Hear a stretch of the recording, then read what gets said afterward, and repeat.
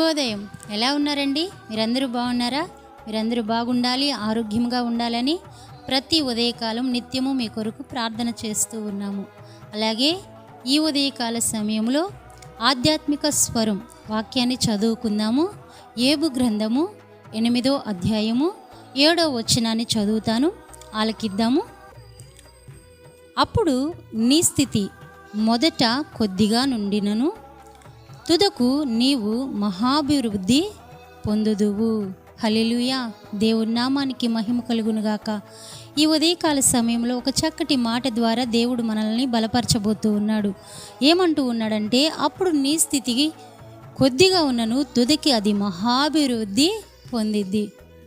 ఈ రోజుల్లో మనం ఎంత కష్టపడ్డా, ఎంత పని చేసినా, ఎంత ఉద్యోగాలు చేసినా అభివృద్ధి అనేది మనుషుల జీవితాల్లో కొదువైపోతూ ఉంది.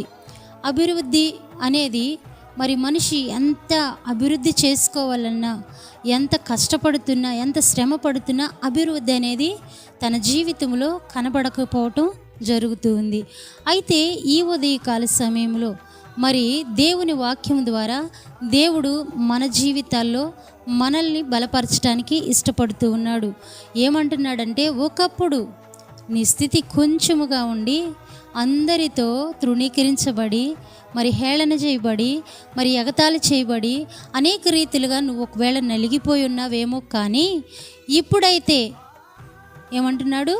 ఇప్పుడైతే అప్పుడు నీ స్థితి కొద్దిగా ఉన్నను తుదకు అది మహాభివృద్ధి పొందిద్ది అంటున్నాడు. అంటే దేవుని యందు భయభక్తులు కలిగి ఆయన యందు నమ్మకం ఉంచిన ప్రతి ఒక్కరి వారి కష్టము, వారి ప్రయాస, వారి చేసే ప్రతి పనిలో కూడా దేవుడు తప్పక అభివృద్ధిని కలుగు చేస్తాడండి.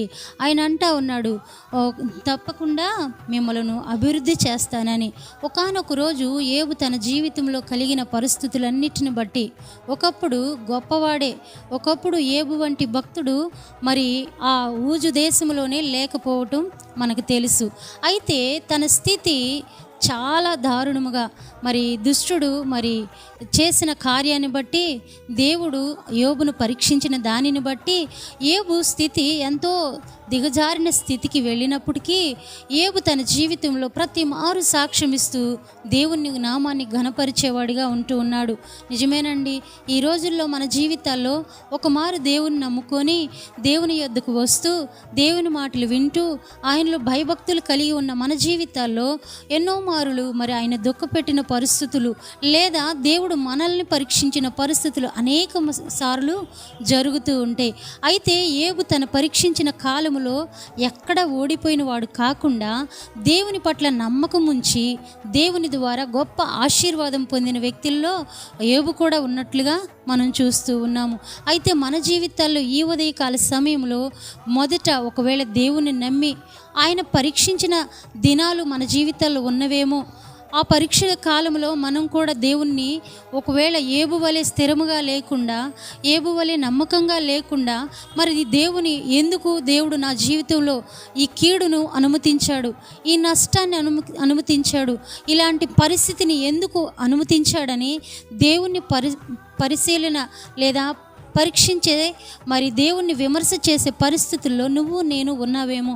అందుకని ఈ ఉదయకాల సమయంలో దేవుడు వాక్యము ద్వారా నీతో నాతో మనందరితో మాట్లాడుతున్న గొప్ప మాట ఏంటంటే, మొదట నీ స్థితి కొంచెముగా ఉన్నను తుదకు అది మహాభివృద్ధి పొందిద్ది, మహాభివృద్ధి నేను కలుగు చేస్తానని ఉదయకాల సమయంలో దేవుడు గొప్ప వాగ్దానం ద్వారా మనల్ని బలపరుస్తూ ఉన్నాడు.